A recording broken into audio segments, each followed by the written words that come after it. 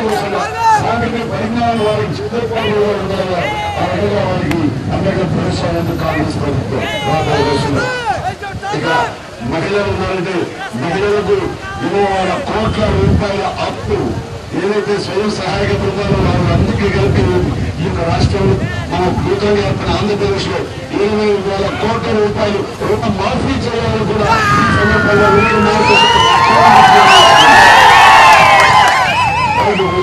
స్త్రీ నిధులు బ్యాంకులు నిరోధకం పెట్టి తద్వారా వాళ్ళు దాదాపుగా 3,000 నుంచి 2 లక్షల వడ్డీలని రుణాలు చేసేసే రోజున కాంగ్రెస్ వారికి ఆర్థికంగా సపోర్ట్ ఇస్తూ వారి యొక్క సంపాదించుకోలేక వారి అప్రయోగంతో వారి కాళ్ళ మీద వాళ్ళు నిలబడేలాగా వారి కుటుంబాన్ని పోషించేలాగా పక్కకి సాగపడేలాగా ఈ రోజున వారు ముందుంటారు. నిజంగా కాంగ్రెస్ కాకుండా ఏ ప్రభుత్వం ఉందండి. కాంగ్రెస్ భవిష్యత్తులో ఆడవారికి సాధికారిత ఆడవారికి అన్ని రకాలుగా భరోసా ఇచ్చేలాగా గర్వంగా మేము సంపాదించుకున్నామని ఒక ధీమా ఉండేలాగా ఈ రోజున కాంగ్రెస్ వారి వెనకాల విషయం. ఇక చాలా మంది దారిద్ర్య రేఖకు దిగువ భాగాలు ఉన్నారు. వారి ఇళ్లలో కరెంటు ఛార్జీలు చాలా కష్టం. ఎంత రూపాయి కిలో బియ్యం ప్రభుత్వం కాంగ్రెస్ ప్రభుత్వం ఇచ్చినా సరే మిగతా ఖర్చులు కూడా పెరుగుతున్నారు. పరిమిళ ఎస్సీ ఎస్టీ కాలనీలో ఉండేవారు మాత్రమే వారు విద్యుత్ 100 ఇళ్ళు వారు ఉచితంగా వారు కాల్చుకోవచ్చు, వారు వినియోగించుకోవచ్చు అనే దాని నుంచి ఈ రోజున వెనుకబడిన తరగతులు ఉన్నారండి. ఎవరైనా సరే వైట్ కార్డు హోల్డర్స్ ఉన్న ప్రతి ఒక్కరు కూడా వాళ్ళ ఇంట్లో 100 యూనిట్ల విద్యుత్ కరెంటు కాల్చుకుంటే 1 నయా పైసా కూడా మీరు ప్రభుత్వాలు చెల్లించాల్సిన అవసరం లేదు. ఇది మీ తరఫున ఆ యొక్క ఛార్జీలు ప్రభుత్వం భరాల్సింది పరిశ్రమలు తెలియజేస్తాను. ఇక నాకు బాగా నచ్చింది నాకు అన్ని రకాల వాళ్ళు పాల్గొంచుకోవడానికి ప్రతి పేద కుటుంబంలో ఎవరైనా సరే మన ప్రజల కుటుంబంలో కానీ ఒక ఆడబిడ్డ పుడితే వాళ్ళ ఇంట్లో అయ్యో ఆడబిడ్డ పుట్టింది నా బిడ్డకి ఎట్లా భవిష్యత్తు అని ఇంట్లో ఆడబిడ్డ చెందిన తల్లిదండ్రులకు నిజంగా శుభార్త. ఆడబిడ్డ పుడితే ఆడబిడ్డ లక్ష్మి పుట్టింది మా ఇంట అని ఆనందపడేలాగా బిడ్డ పుట్టగానే పేరు పెట్టగానే 100 గజాల స్థలాన్ని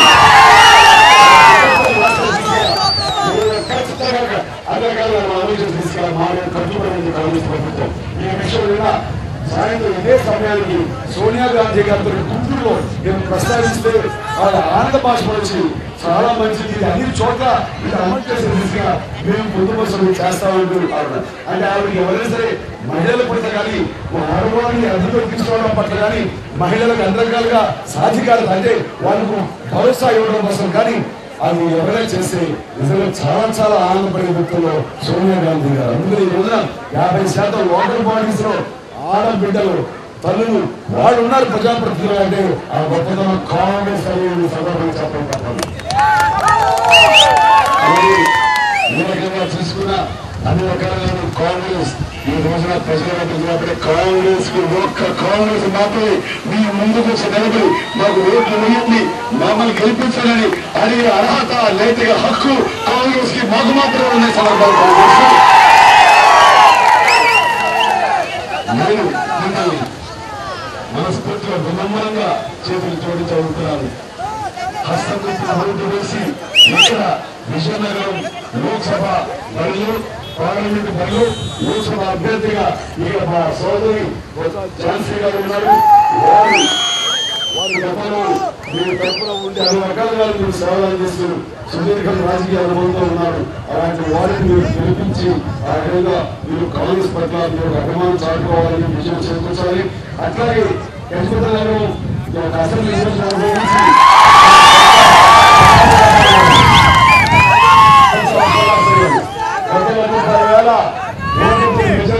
మనిషి కాబట్టి ప్రజాబలం ఉంటుంది అనేది మనకు తెలుసు. కాంగ్రెస్ మళ్ళీ రావాలి. కాంగ్రెస్ అనుగుణంగా ప్రజలకి అందాలి అంటే ఇక్కడ ఇలాంటి ప్రజాప్రతినిధులు కావాలి. కాబట్టి నేను బొత్స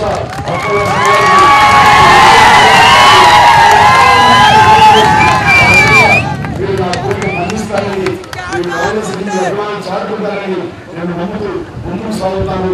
జై హింద్, జై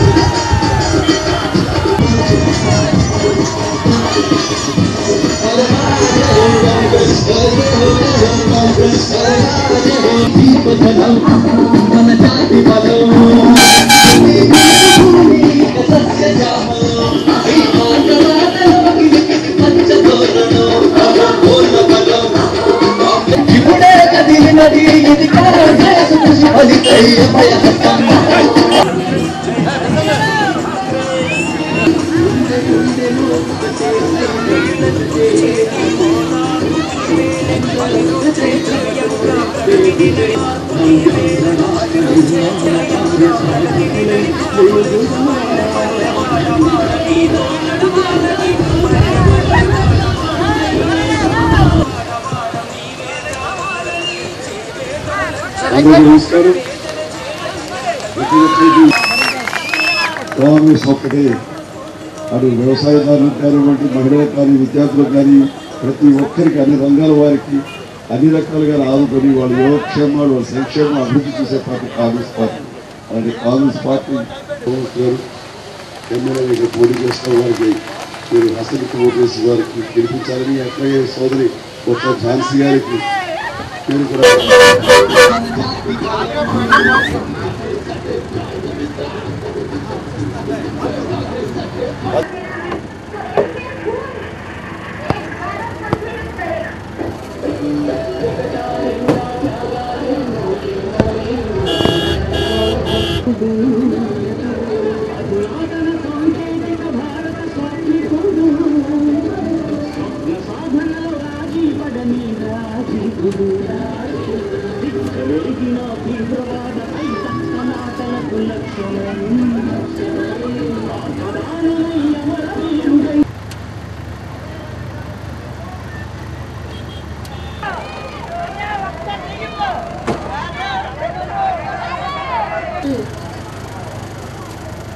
ప్రధానమంత్రి చైర్మన్ గౌరవనీయ కరంజీ గారు మా అయ్యనపల్లి గ్రామం ఇచ్చేశారు. ప్రజారంగా